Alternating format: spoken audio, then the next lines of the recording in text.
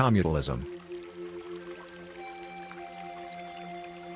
Commutalism is a new concept of democracy, without politicians, which is organized through the internet, and balances the needs of the individual, with the respect for equality.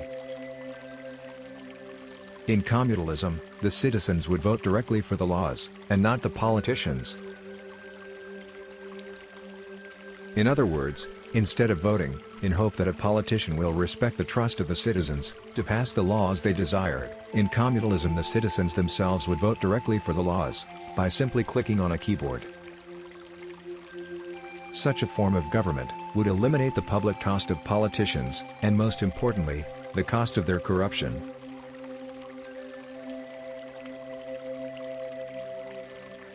Different legislative boards, composed of private citizens, each citizen taking turn, could be appointed for various bills of law. Each proposal could be introduced to public scrutiny via internet, before being subjected to the majority of the citizens, that can approve it, or refuse it. No law could be approved in conjunction with other laws, to avoid any possible social blackmail. Each law, voted separately.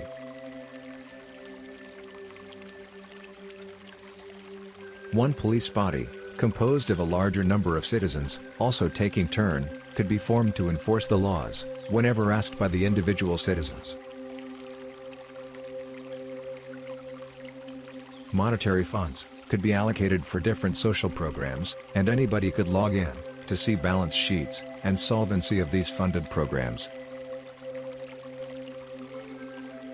All laws would be subjected to periodical review, since some of them could have been approved by a limited number of people, paying more attention when these laws were first introduced, or also because any new law may not be in line with all the other laws already approved. When any citizen believes that a certain law is damaging his or her own interest, a new vote would allow for a possible change of that law. Trials, now taking place in a courthouse, could be made public, and undergoing the judgment of those citizens, taking their turn.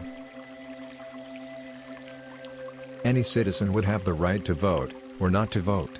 But his, or her right, could not be sold, nor given to anybody.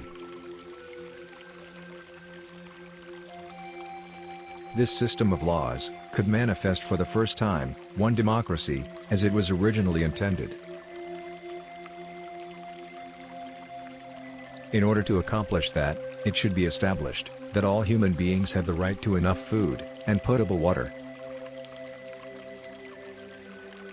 We could easily irrigate plantations that could be farmed in some of the many remote areas of the planet not yet utilized.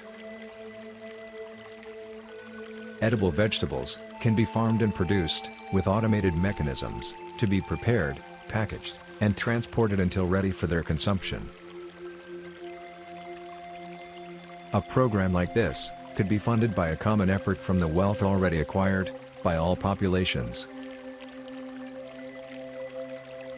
Once it is established the quantity and quality of all goods needed for this program, those goods could be transported and exchanged within a network of markets, sharing the natural supplies to satisfy the existing needs in the different locations of the planet.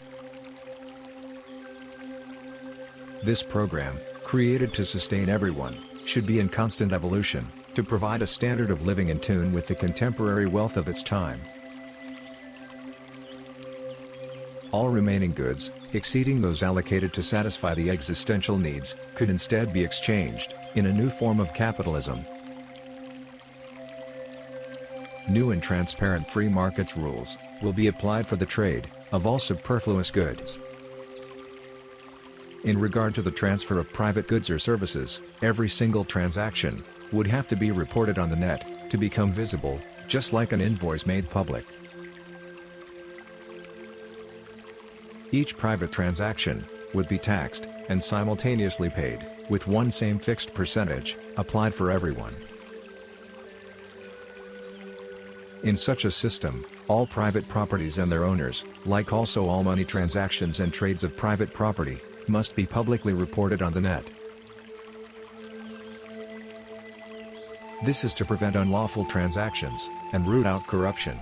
through the immediate confiscation of those goods that have not been reported.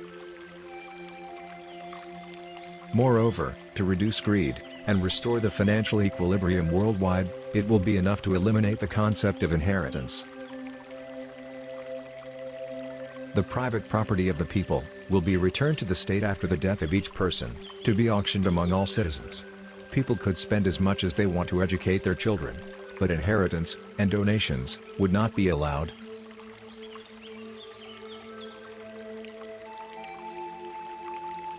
Therefore, some goods will be private, but earned through real competition, and not corruption or favoritism.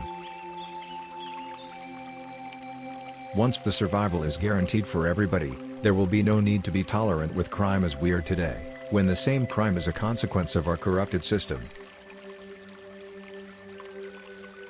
In commutalism, the right to own must be protected and guaranteed, also for those who want to work and trade in their own time, to obtain more than just the basic necessities provided by the system.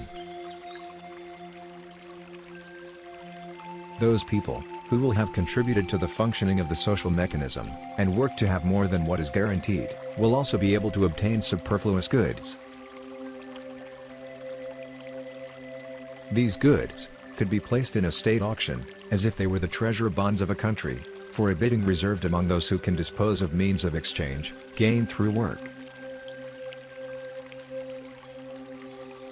Once the goods become privatized, they could be exchanged among the citizens, in a market which will be then transparent and competitive.